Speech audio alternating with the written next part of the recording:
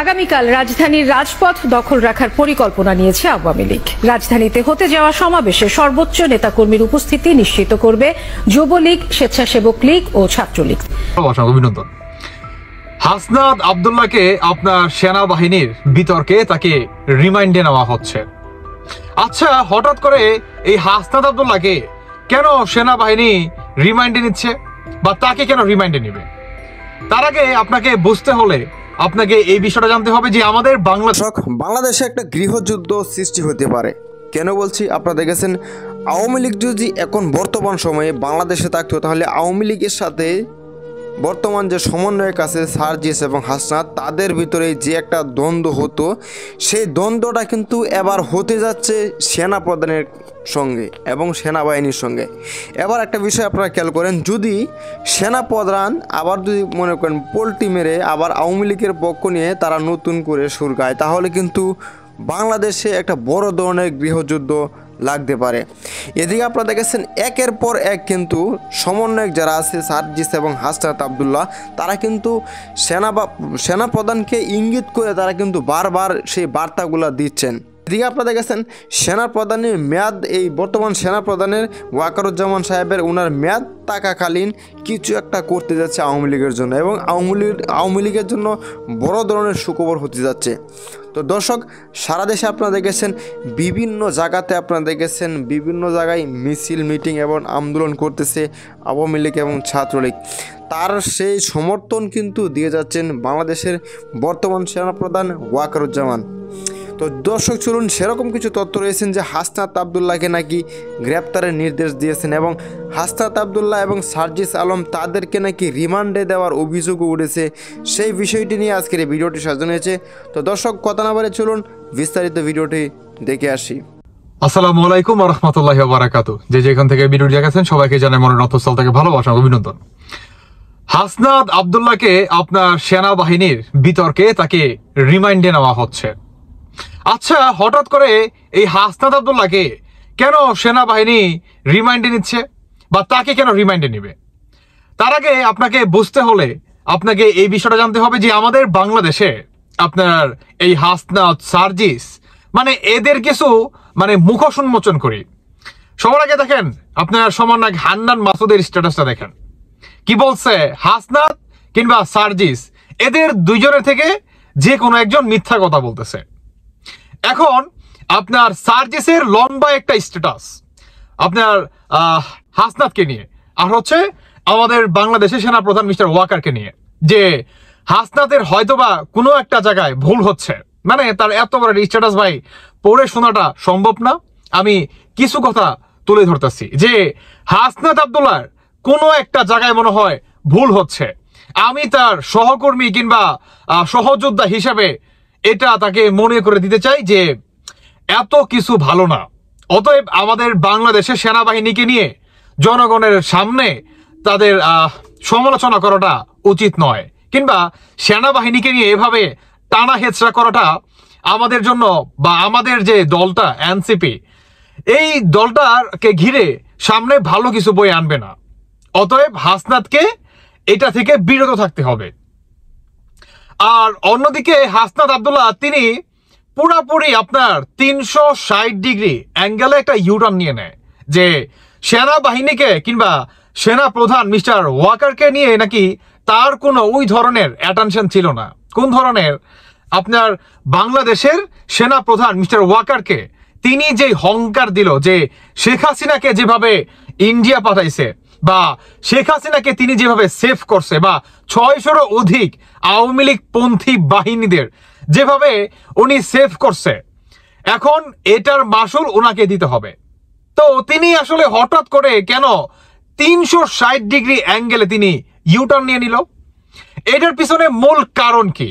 তার আগে আপনাকে এই স্ট্যাটাসটা দেখতে হবে বা এই গণমাধ্যমের এই রিপোর্টটা দেখতে হবে। আমাদের বাংলাদেশের আপনার এত বড় একটা পলিটিক্যাল পার্টি আওয়ামী লীগকে ঘিরে, যে আওয়ামী লীগ সামনে নিষিদ্ধ করবে কি করবে না, এটাকে ঘিরে অন্তর্বর্তীকালে সরকার ডক্টর ইউনূস এই প্রসঙ্গে এখন পর্যন্ত ওই ধরনের কোনো সিদ্ধান্ত আসে নাই। তিনি স্পষ্ট ভাষায় আপনার বিবিসির একটা নিউজে কিন্তু তিনি বলছে যে আওয়ামী লীগ যদি নির্বাচনে আসতে চায় এটা তাদের একান্ত ব্যক্তিগত ব্যাপার। আমার কিংবা আমরা এই অন্তর্বর্তীকালে সরকার হিসাবে কোনো দলকে বা কোনো পলিটিক্যাল পার্টিকে আমরা নিষিদ্ধ করতেছি না, কিন্তু সমন্বয়কারীরা আর বহির্বিশ্বে থেকে জঙ্গিবাদীরা যে প্রতিনিয়ত বলতেছে যে আওয়ামী লীগকে বাংলাদেশ থেকে নিশ্চিহ্ন করে ফেলবে, আওয়ামী লীগকে এটা করবে, আওয়ামী লীগকে জয় বাংলা করে দিবে, হ্যাঁ এটা করবে সেটা করবে, কেন কেন বলেন? বর্তমান এই হাসনাতের কান্নাটা দেখেন। আমি এর আগের ভিডিওতে দেখাইছিলাম, আমি আবারও দেখাচ্ছি। কারণ কি? কারণ হচ্ছে এই হাসনাত আব্দুল্লাহ মানে যখন নাকি শাহবাগে তিনি আপনার একটা ডাক দিলেন, হাসনাত না ওয়াকার, হাসনাত না ওয়াকার, ওয়াকার না হাসনাত, এই ধরনের স্লোগান কিন্তু দিচ্ছে। সেখানে হাসনাত আব্দুল্লাহ মানে আপনার গাড়িতে ঠিক এভাবে কারো হাত ধরে তিনি কান্না করতেছে। কেন কান্না করতেছে? কারণ হাসনাত বুঝে গেছে যে উপরের লেভেল থেকে হাসনাতের জন্য আইকালা ভাস প্রতিনিয়ত তেল মেরে রেডি করে রাখতেছে, শুধু দেওয়াটা শুধু বাকি। কেন? এই হাসনাত আব্দুল্লাহ বা সার্জিসরা এই বৈষম্য বিরোধী আন্দোলনকারীদের যে দলের ভিতরে এনসিপির যে মাস্টার মাইন্ড গুলা, যে মাথা কাঠগুলা, এদের ভিতরে দেখবেন বর্তমান দ্বিমত মনে করে দেখা যাচ্ছে। এদের ভিতরে আপনার ঝগড়া সৃষ্টি মনে করে হয়ে যাচ্ছে। আপনার সমন্বয় হাসনাত আর হচ্ছে সার্জিস, তিন বান্দরের তিন রকমের বক্তব্য দেখলেন। হ্যাঁ, যে সার্জিস কিংবা হাসনাত দুইটার থেকে যে কোনো একটা মিথ্যা কথা বলতেছে। কার বক্তব্য? সমন্বয় হান্নান মাসুদের। এবং এই সার্জিস আলম তিনিও হাসনাতকে নিয়ে নিয়ে এত বড় একটা স্ট্যাটাস। আসলে আমাদের বাংলাদেশে কি ঘটতেছে? অন্যদিকে আমাদের বাংলাদেশের সেনা প্রধান কিংবা আমাদের বাংলাদেশের সেনাবাহিনীর ভিতরে মানে তিন বাহিনী সবাই একত্রে হচ্ছে। কেন একত্রে হচ্ছে? কারণ বাংলাদেশে যে কোনো পরিস্থিতি মোকাবেলা করার জন্য তারা প্রস্তুত। অন্যদিকে আমার এর আগের একটা ভিডিওতে আমি আপনাদের কিন্তু দেখাইছি যে বাংলাদেশ সেনাবাহিনী অলরেডি একটা অভিযান শুরু করে দিছে। এই অভিযানে থাকবে যে এই আন্দোলনকে ঘিরে কিংবা বাংলাদেশটাকে যারা প্রতিনিয়ত একের পর এক এই ধরনের অস্থিতিশীল, এখন আপনার সর্বশেষ আমাদের বাংলাদেশের প্রাণভোমরা সেনাবাহিনীকে নিয়ে বা সেনাবাহিনীর উপরে আক্রমণ। একটা দেশকে আপনি যদি শেষ করে দিতে চান তাহলে জঙ্গিবাদীরা সবার আগে আক্রমণ করবে। সেই দেশের যদি গণতন্ত্র হয়ে থাকে সেই দেশের গণতন্ত্রকে দাফন করবে, সেই দেশের আপনার সরকারকে দফন করবে। আর সর্বশেষ সেটা হচ্ছে আপনার মানে ফিনিশিং টাচটা দিবে হচ্ছে সেই দেশের আপনার সেনাবাহিনীর উপরে। বুঝতে পারতেছেন তো?